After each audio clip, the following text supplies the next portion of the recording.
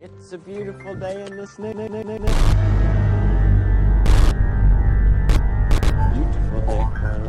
for a neighbor.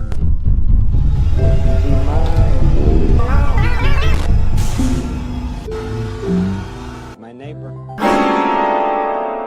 Hodly ho, neighborinos! Welcome to Game Theory. And wouldn't you know it, it's the holiday season. A time of love and togetherness. A time for family and brotherhood. A time when we're called to serve as a neighbor to one another in this great big brotherhood of man. And when I say act like a neighbor to one another, I mean breaking into each other's houses to unlock one another's murder basements. Screw you, Wilson! The 90s are over. Neighbors don't dole out sage advice while hidden behind chin-high fences anymore, buckaroo. Nowadays, if you're moving into a new house, at least one of those homes in your neighborhood is hiding a meat hook with your name on it. Case in point, Hello Neighbor, an indie horror game set for release next summer, but whose alpha builds have already caught the internet by storm. In a 2016 that was light on big releases, the indie scene stepped up in a big way, with everything from welcome to the game to layers of fear, sister location to Sarah is missing, unique, thought-provoking, and most importantly, scarily fun games. If you missed any of the playthroughs, check them out by clicking the GIF of me freaking out in the corner. You can also click the GIF of me freaking out in the corner, but I'll leave that choice up to you. And watching those animations play back, if you can't tell, I'm a bit of a wuss when it comes to these sorts of things, so expect all sorts of girlish screams in your future.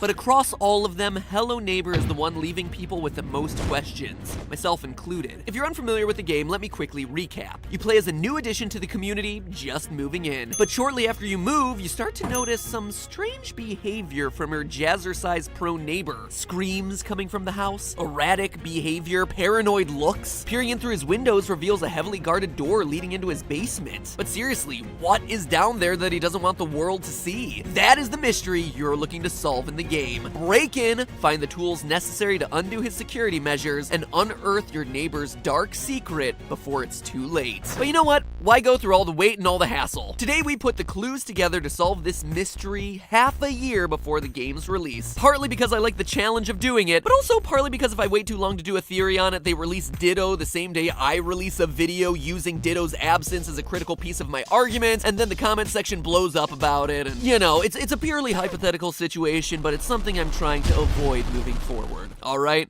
Let's get neighborly. So the first major question people playing this game are left with is this guy actually a bad guy? Sure, he acts kinda creepy and is really serious about his privacy, using everything from bear traps to a security shark. Beware his jaws of justice. Security shark! But we don't actually see him commit any crime. And the game seems intent on misleading us. In fact, in the latest update, one of the opening cutscenes show what appears to be someone running away from him, but slow down the footage and look closer, and you see that his supposed victim is actually just one of the many mannequins he has positioned throughout his house. Notice the shiny brown head, white body, and lack of arms. So, are we just paranoid? Jumping to conclusions prematurely? Is this guy actually going to be revealed as dangerous in the final game, or is this all just one big misunderstanding? Well, the answer to that is he is 100% dangerous. Our first clue comes from an early Reddit AMA with the developers Dynamic Pixels. During it, they received a question from a concerned Redditor, someone who felt uncomfortable playing a game where they were going to be the criminal breaking and entering into an innocent person's home. Dynamic Pixels' response is telling. Quote, what if the neighbor is a psycho and is holding someone prisoner? Who knows? Semicolon open parenthesis. Smells like a hint. A pretty specific hint at that. At what the game designers have actually been planning for the final plot of this game all along. That someone is being held prisoner in this house. As if the words weren't enough, the winky face seals the deal. Why? Well, it's simple emoji etiquette. A winky face at the end of a sentence is coy, flirty, implying more than just the words say. For instance, if I were to text you, why don't you come over tonight, winky face? That winky face implies you ain't just coming over for Overwatch and chill. And in Hello Neighbor's case, the wink on the part of the developers means we're pretending like we're not giving it all away, but you know better. Coy, knowing, it'll be our little secret. But if you don't believe interpreting emoji like modern day hieroglyphics is a valid piece of evidence, well then just look at this. It's a detail every playthrough of this game has overlooked thus far, including my own over on GT Live. But it begs the question, why would a mailbox in front of a house have not an address, but two numbers separated by a colon? Of course, the first thing we all think of is time, but that doesn't make any sort of sense here. Why put a military-style time reading on a mailbox? There's also no way that this was an accident. It's too specific of a detail for dynamic pixels to include in there. So let me tell you, I looked a lot. I was getting scientific coding sequences, NASA coordinates, all kinds of stuff that seems to have no possible connection to a game about trolling your creepy neighbor. So where else do you have two numbers separated by a colon? Ratios, citations, Bible verses, chapter number, colon verse number. After striking out so many times, that seemed like the most likely. So I dug through the entire Bible to find every instance of chapter 14, verse 14. What I came up with was the following list. A lot of the quotes were purely random, false leads, non sequiturs, things without context. Unless, of course, we're supposed to leave Joshua and the neighbor is secretly Caleb, son of Jephunneh the Kenizzite. I'm gonna say a tentative no to that one. But one quote in particular stood out, from Kings 2, chapter 14, verse 14, specifically related to someone breaking into a palace, where, quote, he took away all the gold and silver, all the items found in the treasuries of the royal palace, and some hostages. So it seems to me that we have, printed on the mailbox in front of the neighbor's house, a Bible verse specifically telling the story of someone breaking into a palace and stealing not just the valuables, but also rescuing some hostages in the process. Now granted, we're still very early in the game development process, but I like our odds.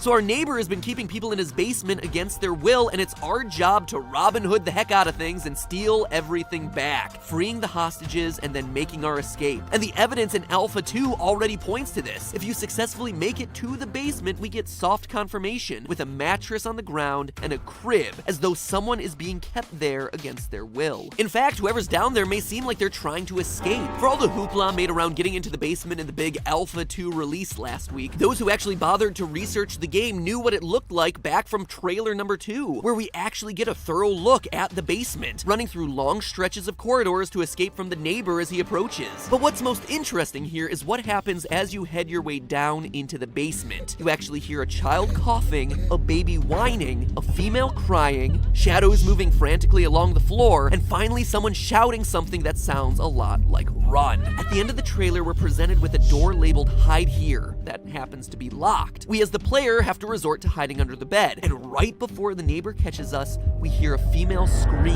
That scream leads the neighbor to unlock and check the hiding room. Seems to me like the mother and her children tried to escape, fell for hiding in the obviously a trap hiding room with the big arrows attached to it, and got busted by the neighbor, who has a key to that door. He captures the family that was already his prisoners, but we as the player escape because he didn't know we also happened to be down there. So already we can see how huge chunks of this story start to fit together. But that leaves us with a big question. Who or what is this guy? Who is the neighbor? Well, the simple and really creepy answer is that he works for the circus. The guy is a clown. Literally a clown. I know, it sounds stupid and like the biggest leap in logic that I could possibly ever make, but the evidence is there. On the game's website, there's a bunch of promotional material ranging from trailers, pre-made animated GIFs, or GIFs if you prefer, and of course, art assets. And hidden among the promotional pictures showing locations and imagery we're already really familiar with at this point, there's hidden one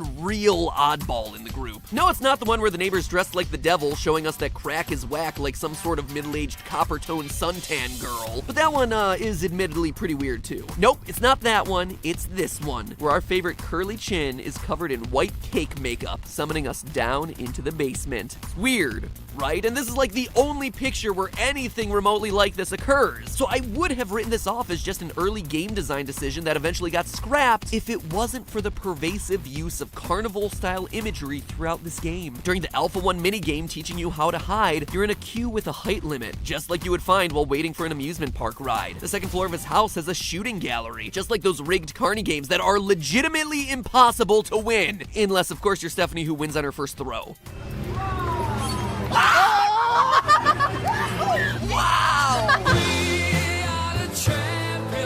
The mysterious third-floor train seems like a monorail system you could find in a theme park. Even the music reinforces a funhouse vibe. Funhouse, not funhouse. It was present in the trailer for the game released on the website, and I thought maybe this carousel-style music was just temporary, but nope. There it is again in Alpha 2, ominously playing a happy-go-lucky tune while you descend into that creepy candlelit basement and a mother and her child cry. Apparently we just live in a day and age where all horror games revolve around the developer's childhood traumas of stranger danger, as men in furry suits or clown attire steal them away into the secret hideouts. Speaking of animatronics, he's even got one of those too. On the second floor, one of his defensive mechanisms is Security Shark.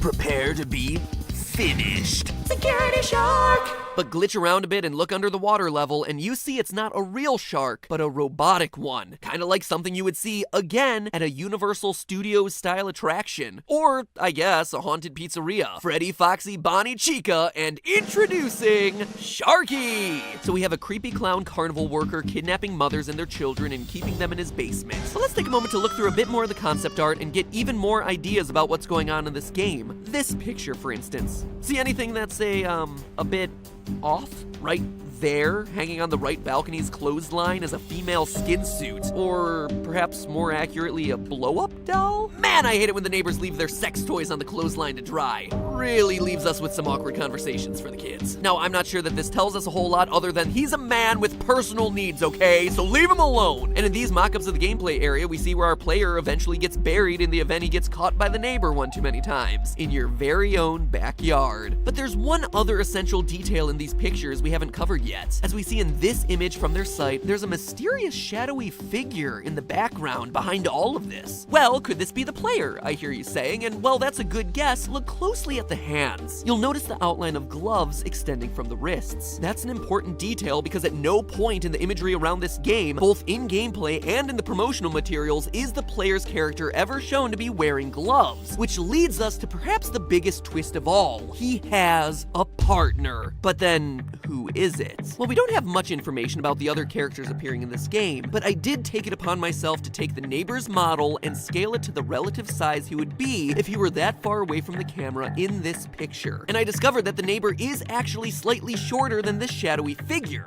Why does that matter? Two reasons, actually. First, it confirms that that's not the player character. Anytime the neighbor catches us in-game, he's always looking at eye level or slightly downward. We are shorter than the neighbor, so the heights just don't add up. But that leads us to point number 2. We only ever get to see one other person in the game, this man in the pictures, and look at their relative heights. The neighbor is slightly shorter than his male counterpart. They also clearly have a long history together, as this portrait was taken years prior. Notice that the neighbor has more hair in this picture, as well as a beard. So it would seem we have two kidnappers working out of a carnival or circus, and stashing victims, both living and dead, in the basement. According to Kings 1414, it's gonna be our job to get in there and rescue them, and stop these two murderers. So it seems clear enough, but something kept nagging me as I wrote this theory. Why? What is the motive? Are we just supposed to believe that they're doing it for the funsies? Hey, they're just two wild and crazy guys. No, it's too simple, too easy, and quite honestly, too boring for a game who has developed its plot like this. And that's when I saw it last week as I was exploring these images. Look closely at the image with the shadowy figure. Closer. Closer! Do you see it? The book. In this concept image, when the shadowy figure lurks near the neighbor is reading Faust. Faust! Fast recap for those of you who don't know. Faust is a German legend about a brilliant scholar, named Faust appropriately, who in the search for ultimate knowledge and power strikes a deal where he sells his soul to the devil. Yes, the devil. That is who the shadowy figure is. That's who's been helping the neighbor from the beginning, and that is the motive to these murders.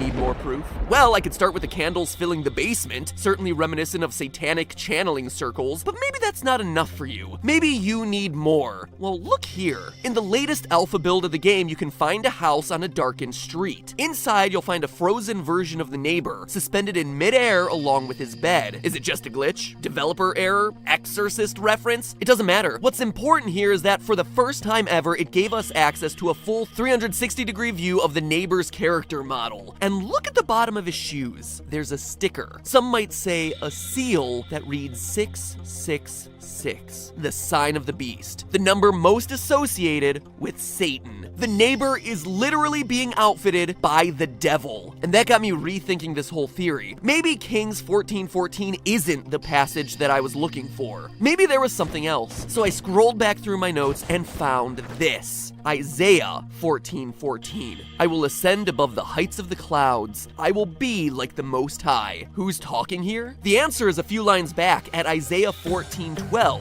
Quote, "How art thou fallen from heaven, O day star, son of the morning?" The day star, son of the morning is another way of referring to the morning star, which is another name for Lucifer, aka the devil. Isaiah 14:14 is the last thing the devil said before he was struck down into hell forever. It's a cry of pride, that he will rise above everything and claim ultimate knowledge and power over the universe. The same thing Faust bargains for in his story. So that is the real message the mailbox is trying to deliver, that this will be a story of an unholy alliance between man and ultimate evil to claim power over everything. Or at the very least, of one man's quest to ascend to the level of God. And that's when all the pieces fit together. The strange candles, the victims, the neighbor's access to all kinds of security devices, the glowing doors that seem like portals to other realms. Not only is the neighbor not working alone, he's working with the devil himself and performing horrific acts on his unsuspecting victims to fulfill his end of a terrifying contract, which makes the idea of entering the house all the creepier and getting caught all the more horrifying.